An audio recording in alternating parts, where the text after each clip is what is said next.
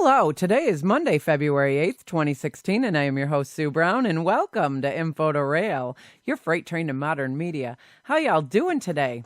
Well, actually, in New York, we are having crazy weather. We have been in the 40s, 50s, and 60s now for about the last week, and this is crazy. I almost forgot what snow looks like, and we are in February. This is crazy, crazy weather. I want to welcome you all to our show, and we have a great show for you today. We are very fortunate to have UFO researcher Suzy Hansen with us today. I think this is going to be an amazing interview. First, here's a glimpse into the missing persons files. We have a missing Arizona girl, Kaibri, Kaibri, Kelmeris, Kelmeris, age 17, was last seen in Peoria, Arizona on April 20th, 2015. Kaibri is diagnosed with bipolar disorder and autism. She may be in the company of an adult male she met on the internet. They may have traveled to Paladin, Illinois, or California. She may go by the nickname Cabe or Kay. She's 5'5". She weighs 160 pounds, has brown hair, hazel eyes, and her bottom lip is pierced. Anyone with any information on her location, please call the Peoria Police Department, Arizona, at 623-773-8311 or call your local 911. That is a danger, you guys. We always got to be watching what our kids are into on the internet, especially when it comes to stuff like internet dating and meeting these people on the internet. It is so dangerous, and we really, really need to pay attention. We also have a missing Texas girl, Misty Favilla, age 14, was last seen in San Antonio, Texas, near John Jay High School, off Marback Road on February 4th, 2016. She's 4'11", weighs 110 pounds, has brown hair and brown eyes. She was wearing a gray pullover sweatshirt, jeans, black Converse shoes, and carrying a brown purse. Anyone with any information on her location, please call the San Antonio Police Department South Substation at 210-207-8191. Come on, guys. We got to look for these kids. It's bad enough when an adult loved one is missing, but it has got to be a devastation when it's somebody's child.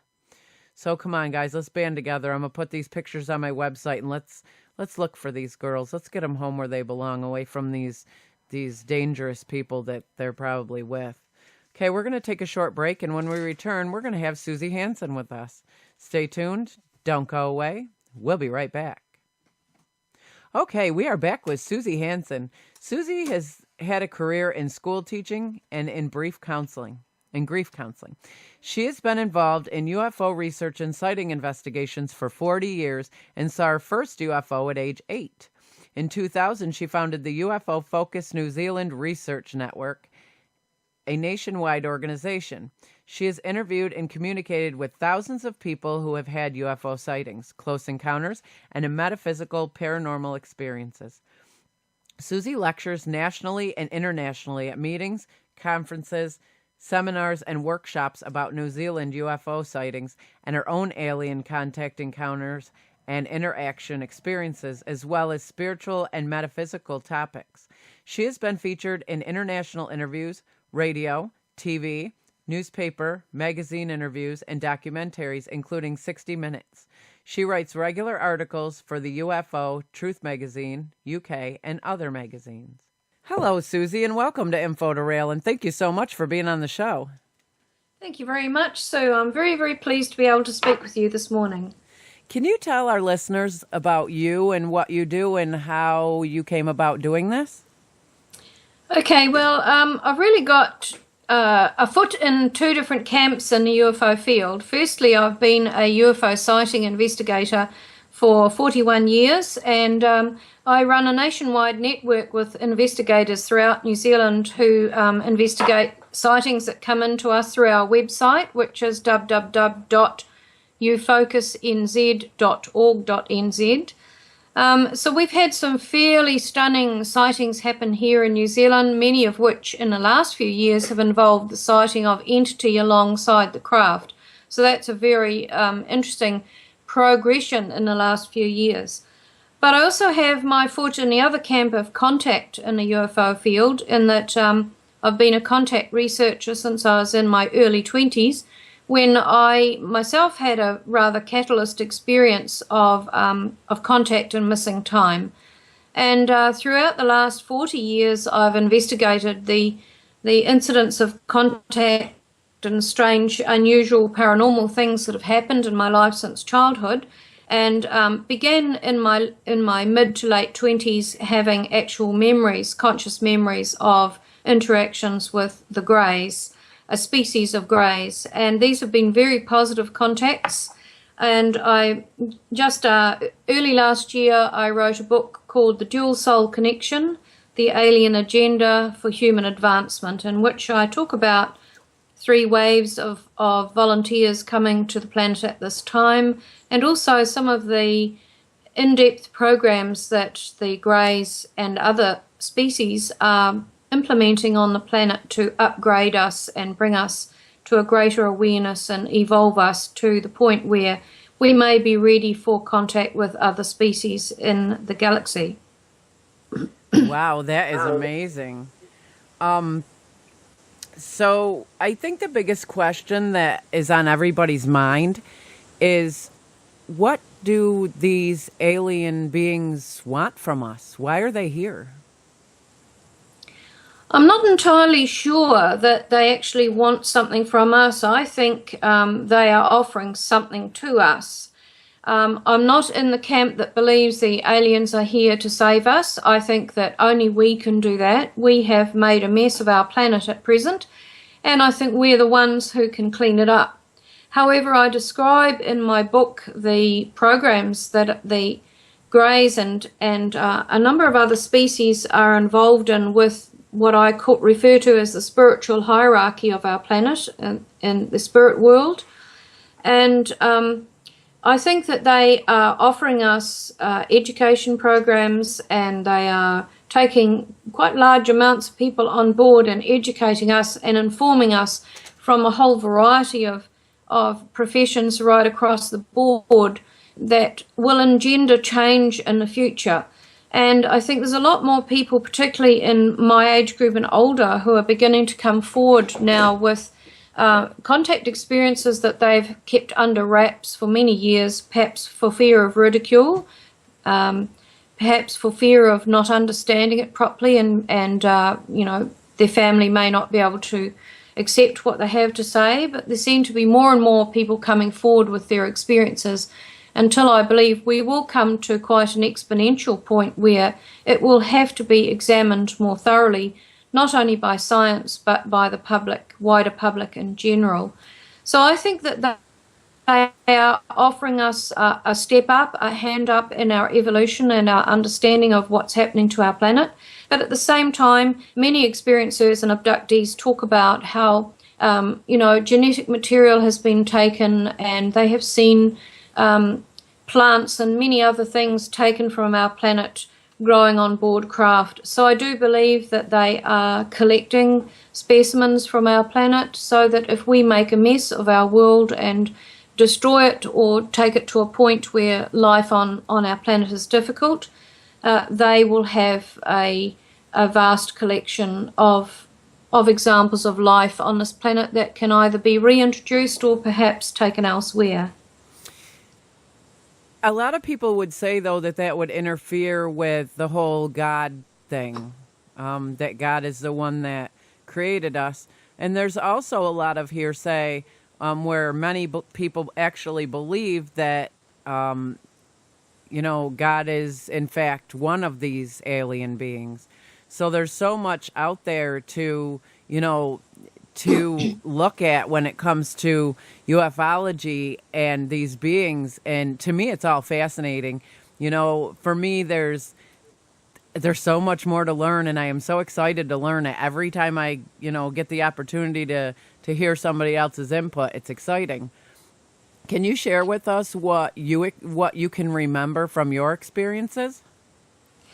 Yes, well, I know that on one occasion I had a discussion with what I'll call a scientist, a grey scientist on a craft, where I was taken to a room where there were tall vessels of glass or perspex-like see-through vessels, in which there were fetuses of some kind growing. They were attached to tubes that went down into the bottom part of these vessels. And there was obviously a close monitoring system taking place of their growth and progress. All of these did not look like humans, of course. There were a whole variety of species there. And I questioned him at the time about these, and he said, well, we are actually master geneticists, so we can create new life forms. And that's what we do. We seed new planets that are just beginning life. Sometimes we actually improve some life forms that have genetic mistakes, shall we say, or things that create problems for that species. And I questioned him then and said, well, isn't this playing God? Isn't this interfering with the process? And he sort of came back at me and said, well, look at what you're doing to your planet. Do you not realize that much of the pollution on your planet and many of the medicines and drugs and other things that humans use, chemicals, etc., on a daily basis, are actually affecting you, are affecting your genes, are affecting your growth, affecting the way babies are when they are born? So you need to wake up to what you are doing on your planet. We are doing what we believe to be a positive input into life on other planets, and we preserve many forms of life from planets. But you need to take a good look at your own planet and see what you are doing long term to yourselves. And I thought that was quite a good answer. It certainly made me think about what we are doing on our planet and the damage that many of our pharmaceutical drugs and agricultural chemicals do to people. So that is a very valid point. I've never had a discussion with any of the entities that I've come across about God, but what I have experienced is going before a panel of what I will call spiritual beings or spirit guardians of this planet. And at the time I was told that this is like a universal body. There are many, many more of them out there for each planet with life in the galaxy. And that they are like gatekeepers or monitors of the souls incarnating on planet Earth. And so, again, during this process I went through prior to incarnating on this planet, and this is information that came out during a hypnosis regression, but I did have a flashback kind of memory of being a ball of light in front of this panel or group and having a discussion with them. But this was investigated in regression, and it came out that they had spoken to me about a life I had chosen on this planet, and they were actually examining whether or not they felt I had the necessary knowledge gained from other lives to be able to carry out particular tasks or achieve what I wanted to achieve in this life. So again, I question, is there such a thing as free will, or how often does free will come into play for us as souls, as people, or are certain decisions made with a consensus of a group of others that before we actually take the next step into a life? It's definitely, there's so many possibilities, but the information you got seems to make a lot of sense. I look around and the pollution has grown, outrageously high. And I do believe that, as a human species, we are destroying our own planet, our own way of living. And, it makes sense to me. The one thing that I've gotten from different people on my show that I've interviewed is that perhaps they are reproducing themselves with the part of us, the DNA part of us that feels, emotion. It's been said that they don't feel emotion like we do, and that perhaps maybe they incorporate the parts of us that they take when they have, they take the sperm and the ovum from from the people that they take up there, that perhaps maybe they're creating themselves, but just with feelings and emotion as we have. Is that anything that sounds possible to you? Well, I have heard other people say that, but from my own experience with the particular species of greys that I have contact with, and some mixed species amongst them, I've never ever found that they have no emotions. I think that it's possible that many humans, when they go on a craft and retain memory of that, often see the bland face, the mouth not moving, and the dark eyes, and to most humans that can be quite scary, or it can be quite non-committal in terms of conveying emotions. We are very emotional entities. We express our emotions not only through our voice, but through our facial expressions and our body language and other kind of unspoken gestures. And of course, the grey species doesn't do that because they're telepathic.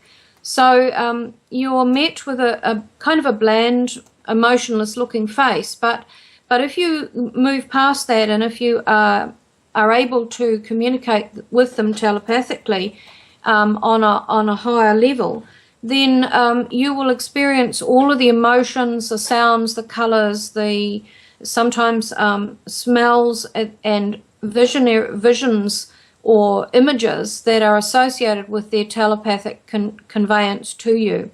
So I have experienced feelings of great love and compassion from them. I have never experienced negative emotions from them at all, but I acknowledge that other people do, and perhaps, you know, they are communicating with another species, a different species.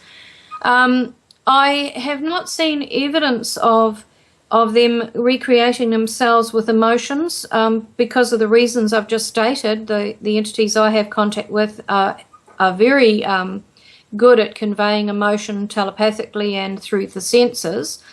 But I do know that they are recreating hybrids that are human grey and human other species. And I have been in a room with a 17-year-old human male who was being shown his child that he was quite happy about. He was going to be seeing that child on board craft.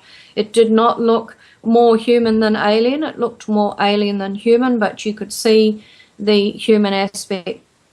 So I think that in the future we're going to have, should open contact with some of these species occur, we're going to see what I refer to as a bridging species, where there will have been created a new species, if I can put it that way, that is a combination of our genes and theirs.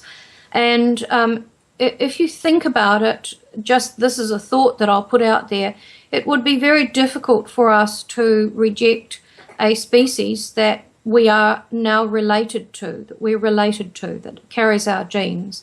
And it would be incumbent upon us to actually try to communicate and get along with that species and learn about it. I think that is human nature, really. If we discover family, we want to know more about them. So that's one way of putting it. And there may not be people who agree with that, but certainly that is something to be considered. Do you believe, in fact, that we will have full disclosure about this in the near future? I don't know about the near future, and I don't even know if it's us who will be the ones to do the disclosure.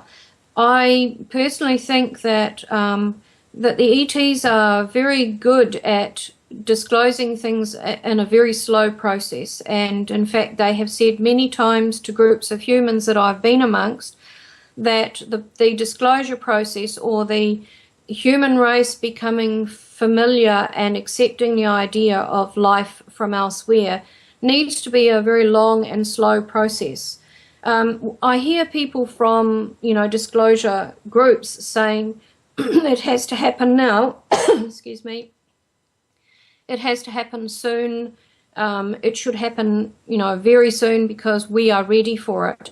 And it's usually people in UFO circles who are saying we are ready for it. But if we look at the larger population of the planet, the UFO field is but a minuscule part of that.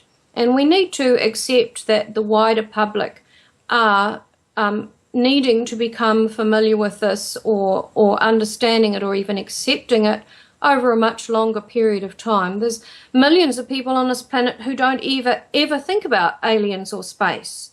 So, you know, thrusting something upon them that they're not ready for could be quite disastrous and have very tragic, negative and disastrous effects. So I think that a long, slow process of familiarization is the way to go, and I can see that happening, for example, in the media and on television. Certainly in New Zealand we see a lot more UFO kind of programs than we ever used to. There used to be virtually nothing on our screens except fictional stuff. Now we're getting a lot of non-fiction documentaries with some good in-depth research. So I think times are changing. People are beginning to accept it, and of course science, astronomers and astrophysicists have played a large part in that in recent years with their discoveries of Earth-like planets and the understanding coming to us that there just may be life out there on a planet very similar to our own and that we might meet them one day. I agree. You know, I don't think that a majority of our people are even nearly ready for it.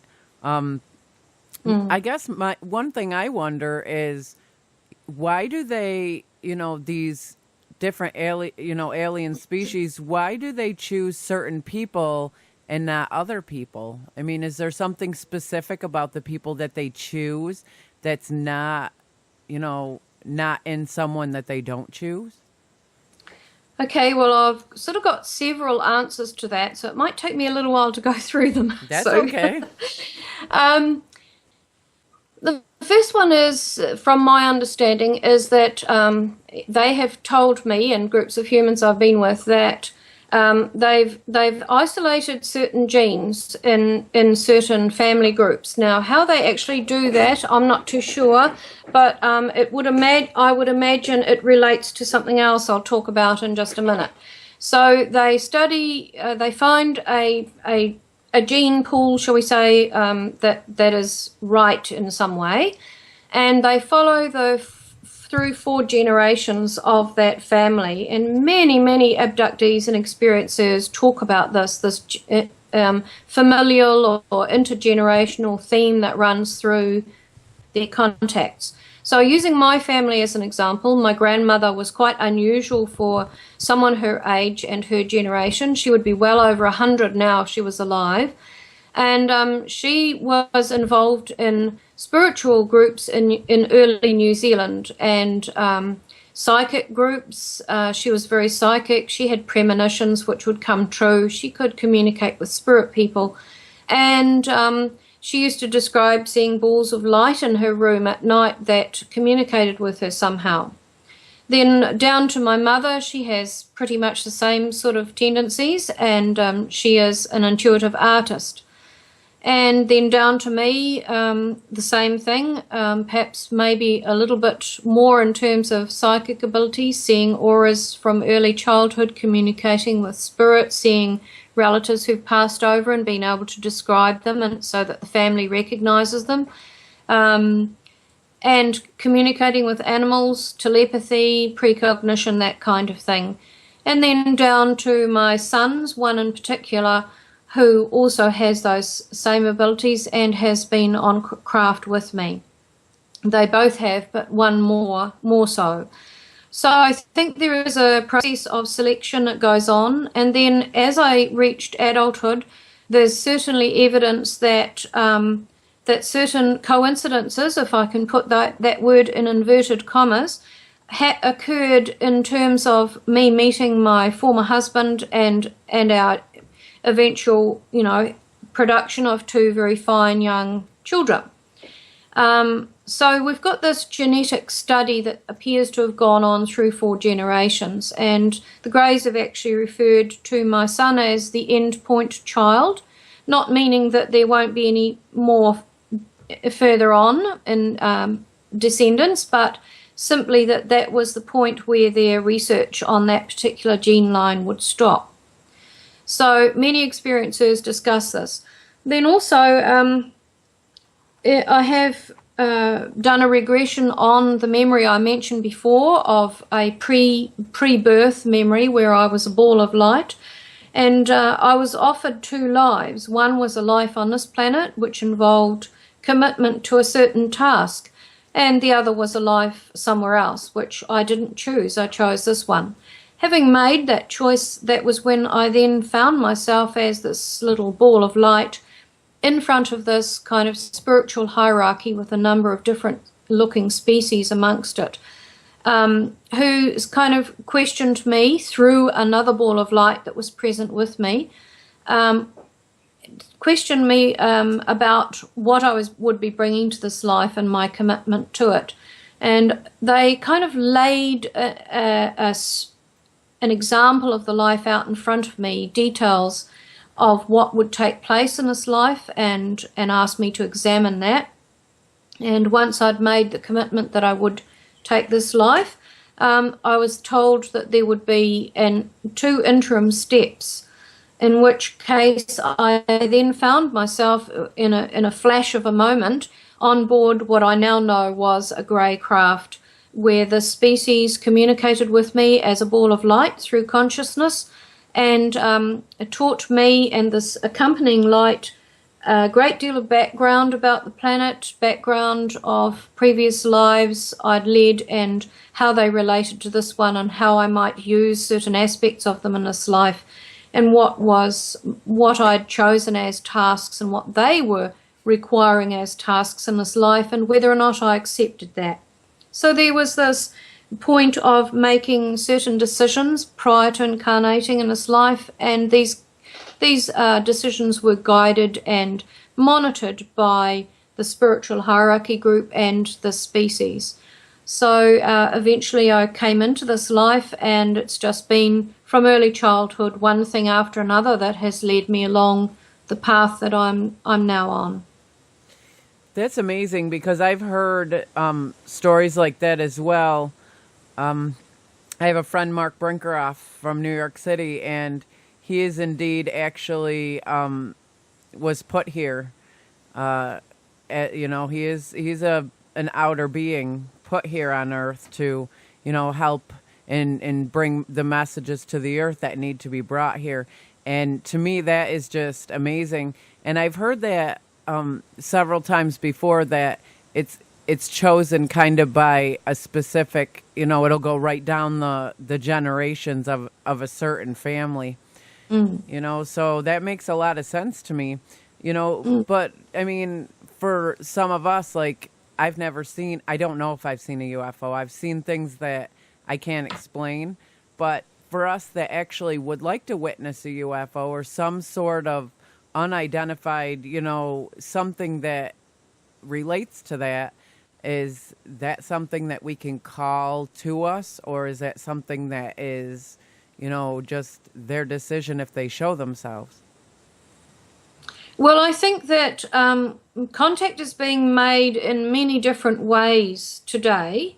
Not so much perhaps in my younger days. I think there's been a progression now that it's almost as if the ETs are broadening things out a little bit.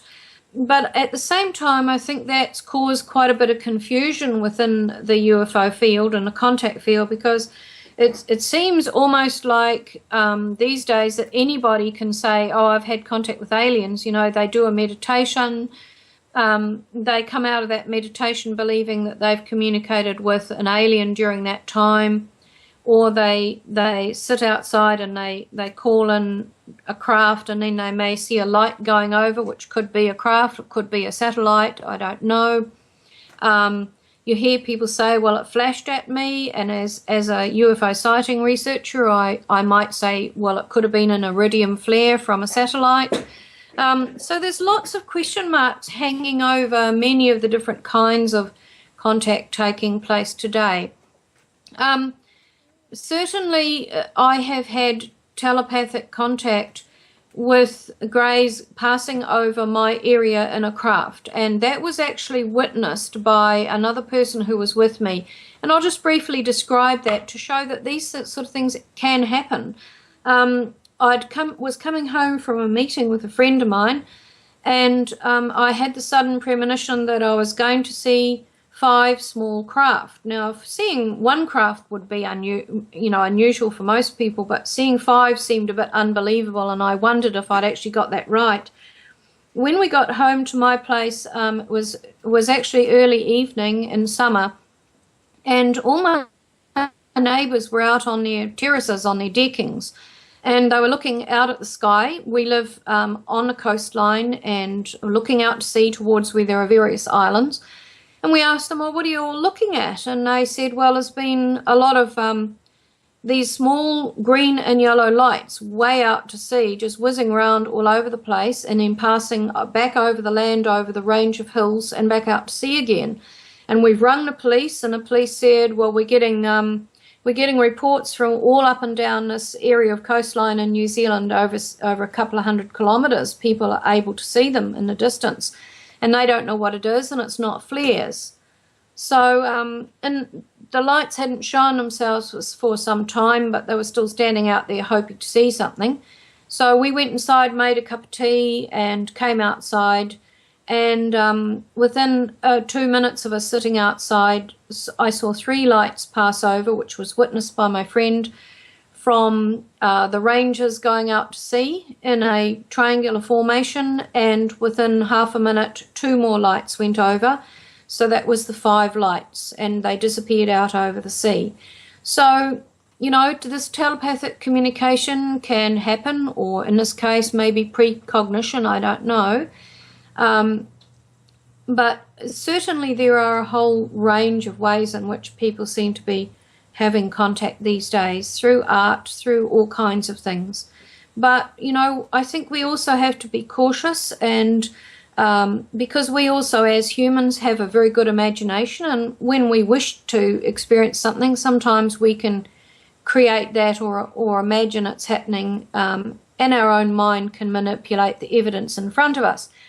So I think that in the future, the kinds of contacts that will be examined first by humanity may be the kind that I've had, which were the physical contact, being able to describe technology on a craft, what took place and why, and actually being able to physically describe some of these entities and what they look like.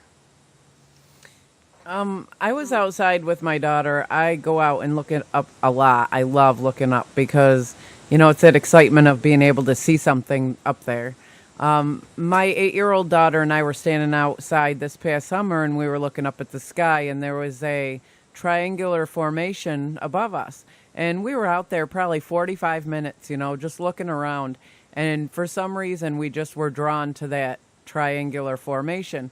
Well, after 45 minutes of looking at the same triangular formation, the highest point of that triangle just took off. It was like, I know what a shooting star looks like, and this was not a shooting star. It just kind of traveled a little bit across the sky, and then just I don't know, it was like a really weird kind of flash, and it was gone.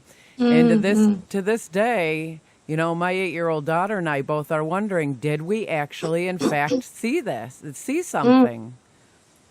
Well, if it was stationary for a long time, it was never going to be a satellite or a star or a planet. So whatever you saw was something outside of those conventional explanations. It was definitely amazing, and the fact that, my daughter at 8 years old got to witness this, and she still gets excited about it. She still says all the time, remember that when we were looking at that triangle and one piece of it just went away, it flew away, and it's so exciting. But I mean, it is, and I recall an incident where my husband and I were in bed, and we were upstairs in the country, so we didn't have the windows covered, and I must have been half asleep. Suddenly, he virtually sat bolt upright in bed and shouted, "There's a UFO coming!" And lo and behold, we could see this blazing white light approaching us from the east, and it basically roared, but soundlessly, at speed, right over our house. And there was a scramble to get the cover off the skylight in our bedroom so we could open up the skylight, stick our heads out and have a look and see it disappearing into the distance. And it was low and it was a large bright white light, so there's no way that it was in the atmosphere. It was low down, probably maybe 1,000 feet, so it was definitely not a planet or a star or anything like that. So yes, I know what you mean, and the excitement that you feel when you see it. I had another experience that I can't explain, but it was the strangest thing I have experienced in almost 45-year life that I have. I was with somebody, and we were looking out the back window one night, and we had always looked out the back window. We were always looking out and looking up, and there was like this little dot way off in the distance, and it looked like it was like way over on the other side of the whole city. And this person I was with said, "What is that dot over there?" And I said, "I don't know. That looks very weird. You know, we look out this window all the time and that dot's not usually there." And it's just like on cue. It's like somebody took a lasso, wrapped it around that little dot, pulled it up in the sky into a full moon right in front of us. And we were both we just stood there with our mouths hanging open and we didn't even know what to say. I mean, this was the strangest, most amazing thing that we'd ever experienced, and we experienced it together, so I know that neither one of us were hallucinating. But this thing went from a tiny dot way across the sky to right in front of us into this amazing full bright moon. And it was, and it seems strange because this stuff happened as well when we were outside. We'd say, wow, what's strange is there's no moon out here. And it's like midnight, there's no moon in the sky, and it's crystal clear out here. And it's like right on cue, all of a sudden the moon would appear. So, just these strange things that we've witnessed that we can't explain. But, I have yet to, I don't know if this is something that's alien related or if this is, if I'm going crazy. Well, I know that the Greys have told me that that they were going to step up, and that's within the last 5 years and onwards now, they were going to step up the amount of sightings that were going to take place. And some of these sightings would involve people seeing entities and as well. And certainly from then on, that's exactly what happened here in New Zealand. And I've got some very credible sightings here on record and in articles on our website, posted on our website, of people who've seen actual craft, not just lights, but actual craft and entities that have come out of the landed craft. And one of these people was a pilot. One of them was a neuroscientist. So we're talking about what you might call high credibility witnesses. But a lot in the contact field with worldwide are saying, oh, look, UFO sightings are done and dusted. We're past that. It's all about contact now. We don't want to know about lights in the sky or craft. And I say, well, hang on a minute. How else are you going to bring people into the understanding that there might be something else in the sky apart from our aircraft if you don't place that equal importance on sightings? So as I said, I've got a foot in both camps, and I promote both areas of the UFO field. And I think that every time a sighting takes place, such as you have described, Sue, of something that doesn't seem to fit a conventional explanation, this is a form of disclosure by the aliens themselves, because they can make their craft invisible if they want to. And we ourselves are developing invisibility technology in our own militaries worldwide. And these guys have already developed it a very long time ago. So if they don't want to show themselves to you, they can do that. So I think that when they do show themselves, it's for a purpose. That they're just bringing it to people's consciousness. They're making people think about the subject. They're making people explore. Some people will disregard it straight away, but there's probably just as many who will feel that excitement and curiosity and maybe investigate it a bit deeper. Right after that wasn't too long before I started my show. And, that was one of the reasons I started my show, is because, I know I haven't seen nearly as much as so many people have witnessed out there when it comes to paranormal and ufology and all this stuff. And I am so excited and so interested just to be able to experience what somebody else has experienced through their stories and, through them sharing. And that is like very exciting to me. One thing I've noticed, the paranormal, when it comes to things like the shadow people and stuff, has become bigger and more seen as well, right alongside with this UFO, contact stuff. I mean, there's people that are coming out saying that they're seeing shadow people constantly now that, you never heard of this stuff before. And it kind of almost makes me wonder if this is all not connected in one way or another. Well, I think that it is, and that, seeing spirit or seeing shadow people or whatever it is people describe in the paranormal arena, I think that started to open up just before the whole UFO stuff started to open up more worldwide. And I think it's become, as people have become more used to the idea of the paranormal, more people are less afraid to come forward, less afraid of ridicule, more willing to come forward and talk about what they have experienced. So we're not necessarily seeing an escalation in the kinds of things happening, but we're certainly seeing more people who are willing to talk about it and tell what they've experienced. And for example, I quite frequently receive emails at UFOCUS NZ from people who have seen a UFO documentary on TV, perhaps, and they decide that they're going to report a sighting to me that they had in 1969 or 1972 or whatever. And they've held on to that sighting all that time. They've written the details down. They haven't talked about it to anyone.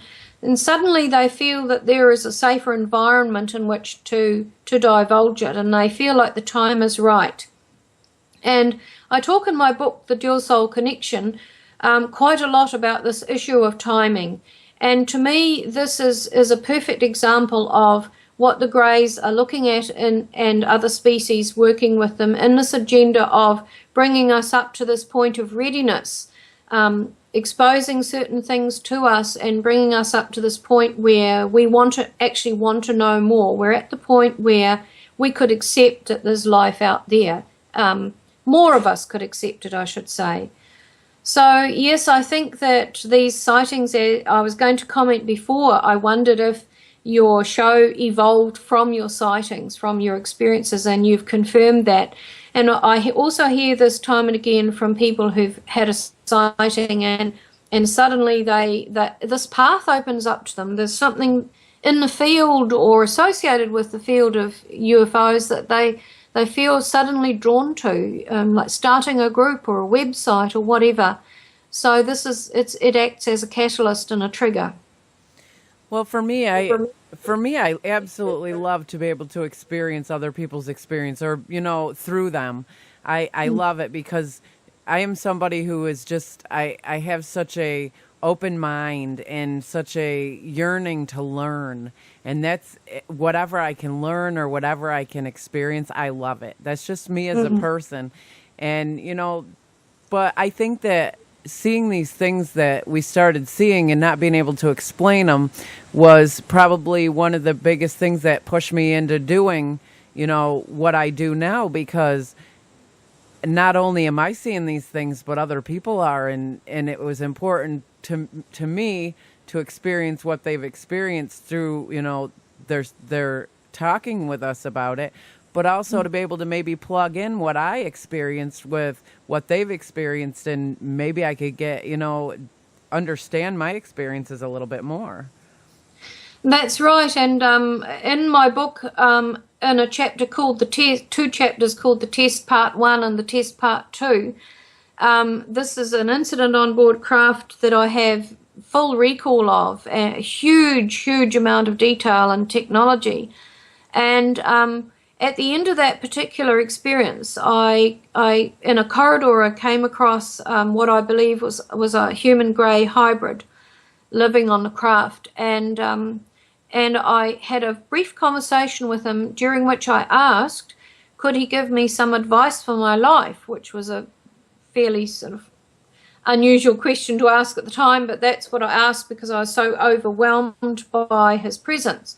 And he simply turned to me and said one word, and that was corroboration. And I was a little disappointed at the time because it didn't seem much in a way of advice. But as the years went by and as I began putting my manuscript together for the book, I realized, and speaking overseas, I realized how absolutely important and vital to me that word was, seeking corroboration. And even just, for example, I found two people, one in Australia and one in the States, who can describe one of the pieces of technology that I saw and used on this occasion. They can describe it, they've used it, they know what it's like. And it was only through finding an image on the internet that I made that connection and asked some questions. So this corroborative evidence is going to become more and more important. And we do see many experiencers and abductees describing exactly the self-same thing. And they've never talked to each other. They live in different countries. And yet they're able to describe something in detail in the same way.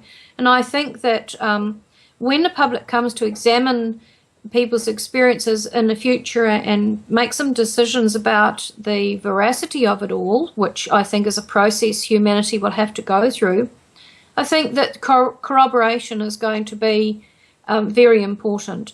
And Dr. Rudy Schild, who's an astrophysicist at Harvard's Smithsonian Center for Astrophysics in Cambridge, USA, contributed to my book after reading the manuscript. And once again, this same corroborative kind of evidence came through, where he was able to explain some of the things that some of the scientific things I talked about, which I have very little understanding of. I'm not a scientist, and I'm more on the arts, music, art side of life.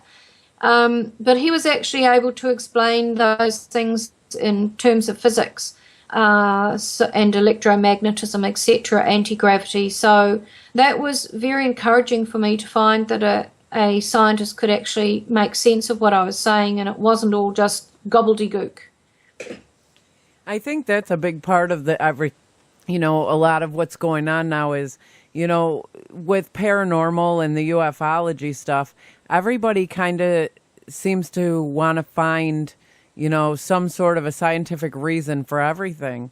How we can see our past ones that have passed over and stuff like that. But sometimes I just think that there is no scientific answer. Sometimes I just think that it's the universe. It's just what it is. Absolutely, I agree. Certainly in terms of technology seen on a craft, it's good to get that scientific backup and speculation on it. But I totally agree that outside of that, there is this huge field of consciousness that we are only just beginning to understand and tentatively look at. A lot of people have looked at consciousness and psychic things for a very long time, but I think we're beginning to understand the interconnectedness that exists through consciousness. And I can describe talking to entities quite freely and in depth using telepathy, which is consciousness, and communicating with balls of light and other species. So we have this huge, vast area of knowledge yet to discover concerning not only the soul and how it functions and why we're here and what our purpose is and where it all leads us and what happens when we pass over after this life into what I call the afterlife or the interlife, but also this whole consciousness. Is it associated with the vast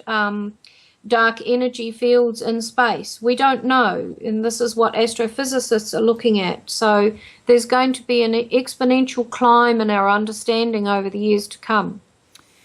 I'm somebody who, like you experience things, about ufology. I'm somebody who is surrounded quite often by paranormal things when it comes to, I I didn't have these experiences so much until I lost my dad in 2014 to cancer.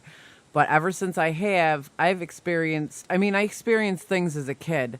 Like when my grandfather passed, I left my body. I was sleeping on the couch, and I actually ended up in his house and watched him die.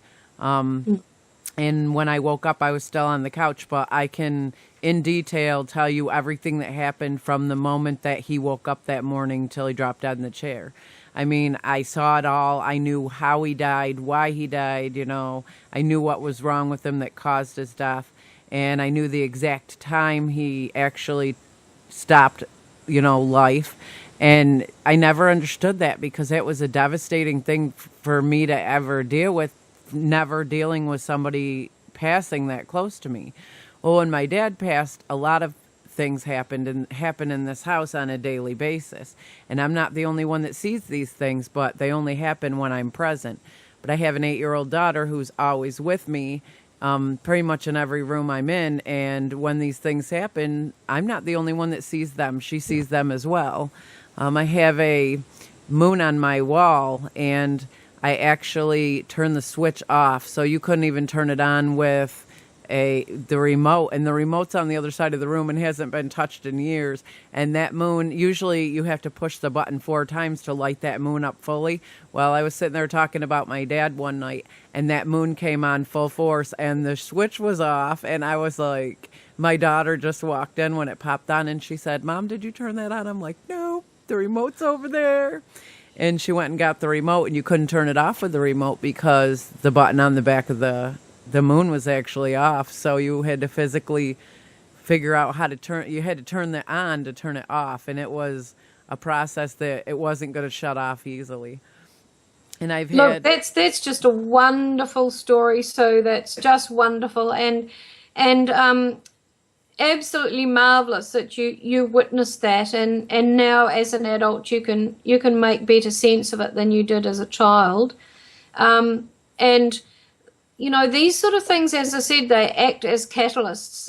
They open something up in us emotionally and spiritually, and once it's opened up, it doesn't shut down again. It might kind of sit there latent at times, but it's always there.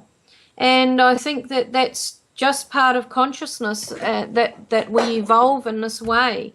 And having worked with, as a medium myself, with people who are dying or who've passed over, and having volunteered for the cancer hospice for many years, I know that these are the things people experience. And it's very sad that often other family members will say to them, "Well, you imagined it."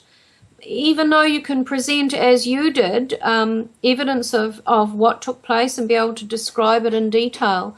And I think that's sad, but it is wonderful, that your daughter is growing up in an atmosphere where these things are explained and accepted, and she witnesses it herself. And that's the sort of atmosphere I grew up in too. And just recently, a very close friend and colleague of mine passed away from cancer, and we used to joke, and I'd say to him, "When you get over there, let me know." And he lived in another city, and he was very, very ill. I knew that he didn't have long, but I didn't expect him to pass over so quickly, and I'd seen him a couple of days beforehand, and I thought he would last another week or so. But as it happens, he passed over one night quite soon, and I didn't know that until his wife rang me at 8 o'clock the next morning. But as I was going to bed that night at about 11:30, I looked up and saw him standing in my bedroom smiling at me. And it was very fleeting, and I thought, "Oh no, that can't be right. I must have imagined that because I'm worried about him. I've imagined it because he won't go yet." And the next morning I found he'd passed away at 10:30, and he had appeared to me roughly an hour later. So I think that these things, people often in their lives, out of the blue, through something like a death in the family or even a tragic accident, can have this kind of spiritual epiphany and realization, and there's no going back once you've experienced that. It's part of you from that point on. Well, it definitely is. My parents were married 50 years before my dad passed, and we're a very close-knit, very loving family. and my dad passed right in our dining room. And the night he passed, I had a dream. You know, I was very at peace because I would rather my dad be at peace on the other side than to be here suffering one more moment. That's right. But in my dream, I was standing in the kitchen, and he walks out in the kitchen in his normal goofball way. And I said, "What are you doing here? You're dead." And he looks down at himself and he says, "I don't look dead to me. I'm fine, actually. Never felt better in my life." And I'm like, that's my dad's smart aleckness he's always had. And I was like, at that moment, even though I was in a dream, at that moment I knew my dad was right there in the room with me. And he was telling me that I am fine where I am. I'm good. I'm never been better. You know, I'm peace. I'm at peace. That's right. And that was probably the most amazing, you know, peaceful moment of my dad's passing. And I didn't take my dad's passing rough. I took it very peacefully.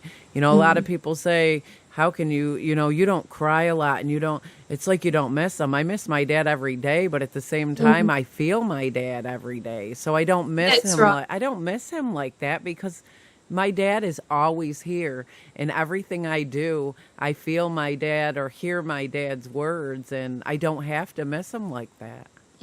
That's right. It's amazing. I had another weird experience twice, and I can't explain this. I don't know if it's paranormal or if I'm just crazy, but I had two conversations, two separate times, and both of them were like 2 hours long. I was on the phone with my friends, and the first time I was talking to a girl that was always with me. I raised her as a kid, and after about an hour and a half on the phone with her, I went to put it on speaker so my girls could talk to her, and my phone was shut off. So I was like, this is really strange. Are you still there? And she said, yeah, I'm right here. Well, I took the back off my phone and took the battery out, and I'm like, are you really still here? And she's like, yeah, I'm right here. Why? And I went and I actually gave the phone to my family members, passed it around to prove that she was on there, and then showed them the battery in my hand, that it was not in the phone, and still had another 30-minute conversation with her. Well, not only did that happen once, but just here a week or two ago, I had a conversation with another friend of mine that I don't talk to often, and the same thing happened. I'm trying to, you know, get my speakerphone up, and my phone shut off, and I'm like, is this really happening again? I thought I was nuts the first time. So I took the back off my phone, and I took the battery out, and I'm like, are you still there? And she said, yeah, I'm right here. And I'm like, this is really not happening to me. This is twice, not once, but twice. And I think I'm going crazy. Yes, well, some of us just seem to have the paranormal stuff follow us around, so that's for sure. I just don't know what to make of that. I mean... No, that's very unusual. I tell people this, and they are like, that is absolutely not normal. And I said, my life is not normal. Have you been around me? That's right. And you had witnesses. Yeah. I mean, I made sure that I was not crazy. Are you hearing this person on the other end? Yes. Well, here's my battery. So it's the crazy things, like the street light outside my house. Ever since my dad passed, whenever we go outside, the street light shuts off, and everybody kept saying, yeah, it's a short in the light. It's a short in the light. And I said, that's funny, because everybody else goes outside and they're walking up and down the streets at whatever time at night, and it doesn't shut off for them. Well, we walked down to the cemetery down the street from us. Well, we got right almost to the street light in front of the cemetery, and it shut off. So, you know, people can tell you you're crazy all they want to, but when you're actually walking in the shoes of somebody who is going through this, it's, you know, people need to not be afraid to come forward, because this stuff is real. I mean, that's right, it is, yep. It's really... Yeah, and hopefully, you know, you're doing the kind of work, interviewing people and talking to people from a wide range of experiences, that this is a one way that we can help people to lessen the fear and be more open to these things and feel free to discuss them. I think that you are right when you said that a lot of people have experienced many things, but we're always afraid to come forward.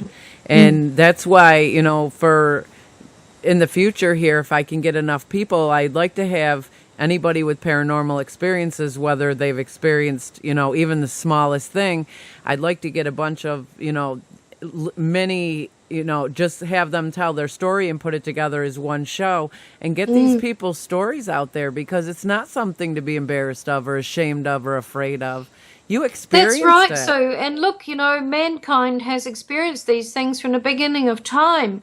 And that, hundreds and hundreds of years ago, people were not so much revered, but respected if they had precognition, if they had powers of prophecy or healing abilities or whatever. And then at some point in time, that changed around, and those people became demonized, and we had the whole horrible horror in history of people being hunted down as witches if they had precognition, or if they prophesied something that came true, or if they were doing healing and using herbs or whatever, they were demonized, and many of those people lost their lives in tragic situations.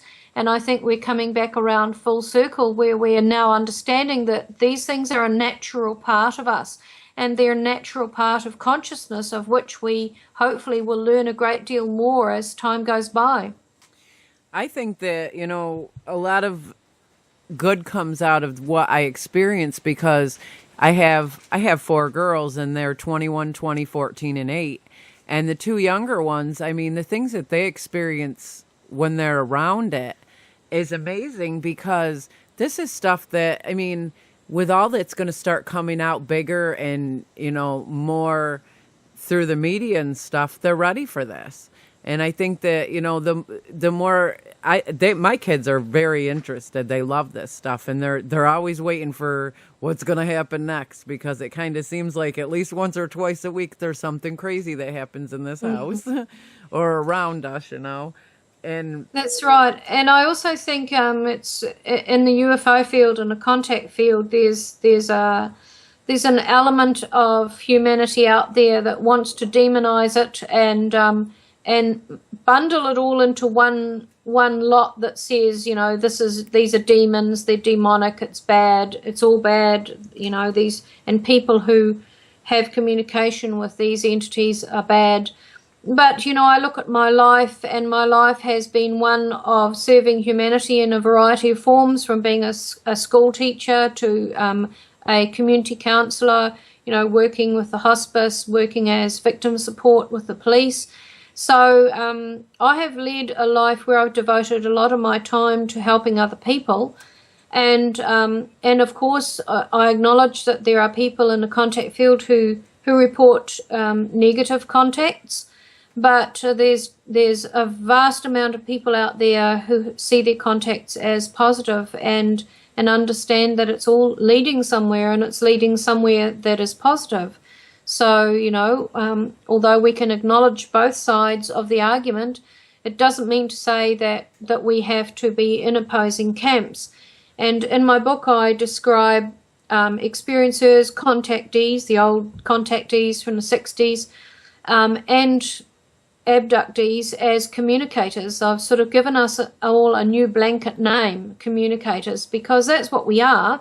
We've experienced communication in one form or another, be it negative or positive, with entities from outside of our planet. And I think if we hold on to the threads that bind us and the things that we have in common and that we've experienced in common, and keep the negative feelings towards each other out of it, then in the future we're really going to make some progress in understanding the bigger picture. But as long as we're separated into opposing camps, that's not going to happen. I think a lot of the problem that people have is they kind of confuse or mix where they shouldn't when it comes to the demonic entities being separate from these alien beings. I think there's a big difference. I think, they're 2 separate things. And so many people try to put them together as these these UFO dwellers or these aliens or these beings are actually the evil, entities. And that's far from the truth. Absolutely, Sue, and I'm so very pleased that you've actually said that, because there's not many people, apart from you and I and maybe a few others, who are actually willing to say that. And as a person who's had contact communication with the spirit world since early childhood, and later on in my life I worked doing, I've cleared houses and I've worked with people who've had negative spirit influence, what you might call possession, and interference in their life in a negative sense. And having also had contact with extraterrestrials and greys myself, there is a distinct difference. And I think there are a lot of people out there who are claiming to have had extraterrestrial contact when in fact they have had spirit contact of a negative form that they don't recognize as such. And, I've made myself a bit unpopular sometimes making that statement because people want to have contact with extraterrestrials, but then when they find that there's this negative aspect that they can't explain, or they describe aspects which to me indicate spirit interference, they're not willing to accept that.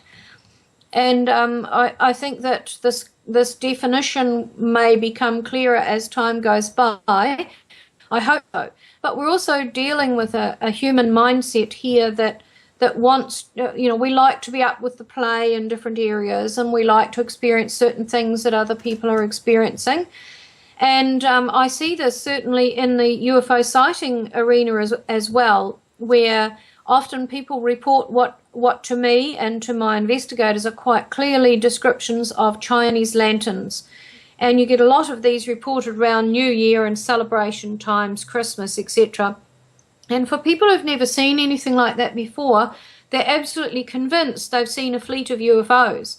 And even though you take their description apart piece by piece and explain how this absolutely fits the description of a Chinese lantern moving on air currents and burning out after a couple of minutes and seeming to disappear, they can become quite angry and aggressive over email telling you know absolutely nothing about UFO sightings, so why on earth are you doing this job? Because they know they've seen a fleet of motherships. So we are also dealing with human imagination and human desire, and that also can muddy the waters in the same way that the differentiation between ETs and spirit contact can also have that grey area. I absolutely agree, and I've seen this many a times. I've heard it many a times where people say, these alien beings are evil, and I said, are you sure you're not dealing with some evil entity that's actually in fact what's evil? Because we try to make an explanation by combining two things in one, and sometimes things are just not combinable. That's right. Yep. And I think people need to separate, for those that believe in God and his word and his book. In his book, he tells you that there's fallen ones. They fell from him. They're evil, they do evil things. And, that's reality. And I have no doubt that the aliens, the alien beings exist as well, but that does not mean that they're connected. That's right. It doesn't mean they're the fallen ones. And he also says, my house has many mansions. So, my mansion has many rooms, but that also implies that there are other realities and dimensions out there. I absolutely am a firm believer that we all share our space with other beings that are in the same space we're in, but other dimensions, and we don't see them. I mean, I believe fully that in this room I'm in right now, there's another, form of entity, whether it's human in a different speculum or whatever, they still exist and live in the same dimension I'm in. I just can't see them and they can't see me. But I think sometimes when we see shadows in to me, the shadow figures and shadow people that people see, sometimes I think that our dimensions collide a little bit and we get a glimpse a little bit into what's actually here with us that we just can't, we don't usually see. And I think it scares them just as bad as it scares us because we don't. Yes, I agree. Yeah. And I can remember I had an operation in my 30s and I was sitting up in bed one night recuperating. And through the corner of the bedroom wall walked a spirit woman, and she was in an old-fashioned long Victorian dress with a hat on, and she suddenly realized that she was actually in my bedroom. She could see me sitting up in my bed in my nightie, and she went, oh, I'm so sorry, and disappeared through the other wall. So, there's this other reality that this woman is still existing in. She's obviously passed over, and she's maybe hasn't realized it, or is in this limbo land, and that's one example of it. Another example is when I was on a craft once with a group of 7 humans. We came out of an area on the craft into a corridor, and in front of us was a group of greys who proceeded to change their form. They wanted to illustrate something to us, and they changed their form to this figures of light, absolutely blindingly glowing figures of light, and then they transformed back into their grey form, and then they sort of shifted between that and another species that they were mixed with. So you were seeing the 2 separate species merging backwards and forwards. And I write about this in my book, the dual soul aspect. But they said they were showing us, in terms of the bright light form, they were showing us how they appear in another dimension. So quite clearly they're able to move into other dimensions, do work or whatever, exist there, and then come back into this as well. I think that's amazing. I believe, this is only my belief, I believe that, God created us as humans, but I also believe that he created aliens as what they're supposed to be as well. And I think that, maybe his creation for the alien being is to, work alongside of us, kind of in unison, to help us where we need help as well. I think that that might be their mission as what they made them, what God created them for. That's just my opinion. That's right. And in the example I gave right at the beginning of the interview, where I was offered 2 lives, and I chose this one, the other one that I was offered was a sponge-like form on a planet, but the sponge-like form had awareness and consciousness and some kind of intelligence, but it couldn't get up and walk around, and this life would have involved a lot of commitment of evolving of nature on the planet.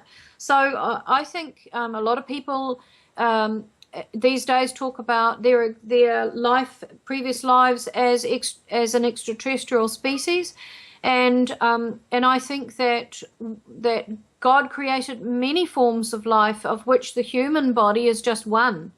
And I think that we can as souls, we can incarnate in any number of life forms anywhere in the galaxy or the universe. And if we choose to keep reincarnating in the human form, that's our choice. But the choice appears to be also available in the interlife.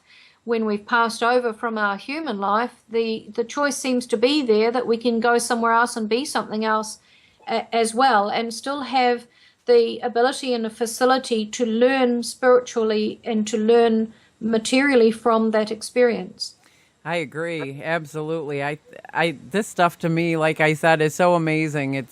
There's so much to grow from and learn from that we haven't even experienced yet ourselves, and a lot of it we won't experience until we, in fact, pass on to the next world. Mm-hmm. But I truly think, though, that I know that our spirits are supposed to go and dwell with God in heaven when we pass. But I think that we're also allowed to, we're energy, so we're allowed to visit our loved ones and still interact with our loved ones. But I think it's kind of, if we close our mind to it, we're never going to experience it, because we will not allow that part of that aspect into our lives. And, I come across a lot of people who say, Sue, that does not exist. I've never seen a ghost or a spirit of anybody that passed. Well, it's because you say it doesn't exist that you don't let it in. And I think that that's right. Those of us with the open minds who, we welcome this. It's to me, this is part of life. I couldn't imagine life without it. Exactly. And also, we may have to reassess our concept of what heaven actually is. Is heaven actually this spirit realm where where a great deal of teaching and learning and assessment and decision making takes place. And you know, do we, through our positive thoughts and positive lives and positive feelings, create a positive afterlife for ourselves? And do we, through our negativity, go to a different area of this heaven or this spirit place? Absolutely, I agree. Can you give us your website again and the name of your book and where we can find it? Okay, my contact website is www.communicatorlink, all one word, communicatorlink.com, and you can purchase my book, The Dual Soul Connection, in paperback form from that website, and you can also follow the link from that website to Amazon and purchase it as an Amazon Kindle.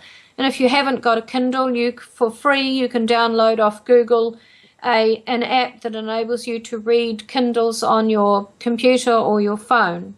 So it's www.communicatorlink.com, and our sighting website in New Zealand is www.UFOCUSNZ.org.nz.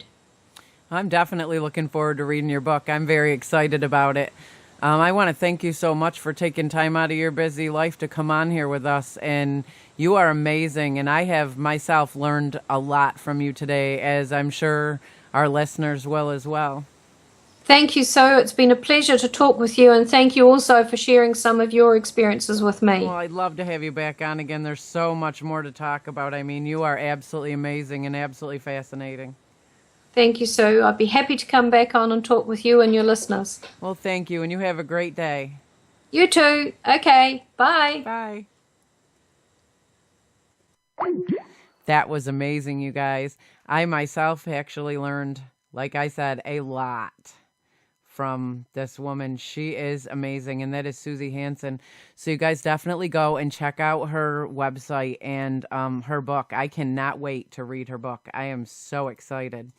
Well, it's all we have time for today. We post our shows on YouTube, and if you want to know more about our guests and upcoming shows, please visit our info2rail webpage. Just Google info2rail. And click on our Google Sites page. We have our missing persons on there and a link to those that were on there before that have been taken down. That is a very important part of what I do as well, is getting the missing persons out there so that we can at least bring closure to the families, if not bring them home safely. I want to thank you, each and every one of you, for joining us here at Info2rail. I couldn't do what I do without my guests and my listeners. You guys all make it possible, and God, who gave me the talent and the opportunity to be able to do what I do, I want to thank you guys all so much. And I hope to see you here each and every week. We have great guests coming up and great shows and great subjects. May God bless you and keep you, and may his face shine upon you in these uncertain times. We'll see you soon.